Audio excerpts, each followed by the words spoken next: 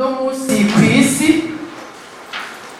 no muri Afrika harimo no mu Burundi harimo murazi kwanikiza ahantu hose ntibaja ku kazi bugaraniye mu mazu ariko twebwe mu Burundi turi ku kivi ndetse turiko dutanguza umugambi udasanzwe wo gushira ku kivi urwaruka tubandanya turushigikira kugira ngo wibesheho mbese ruterere no mu iterambere ry'igihugu muyongera amashimwe cyane.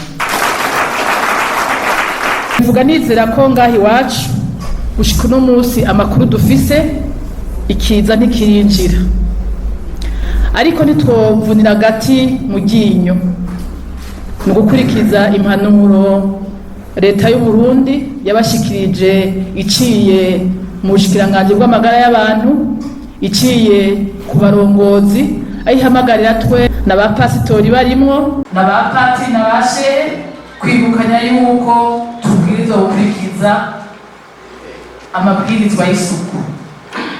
Ntibyoroshe ariko tubwirizwa kubikora.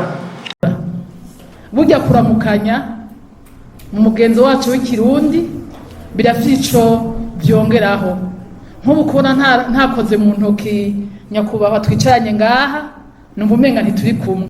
Dutegeza kubahiriza amabwirizwa tukirinda kuramukanya. Je nibaza muri ko murandaba ko bitaryoshe kubwira abantu ngo kirazira kuramukanya ariko niko tubwirizwa kubikora. Kirazira kuramukanya, kirazira kurwana mu nda, kirazira kwegerana. Twe twagerageje ngaha mwebwe sindabizi kugira ngo bikunde nitwandure kandi nitwanduza abandi. Jewe nshobora kuba ngwaye ndabaramukije ngaha nk'abantu nkabeje kwirinda kandi ukwiragiza ibihuha atakindi bigamije atari gusambura igihugu.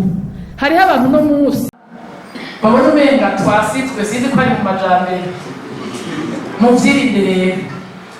Aha ndifuza ko tuvyumva kumwe twirinde ikiza ca coronavirus kuko aho gishitse kiratema kigatongora.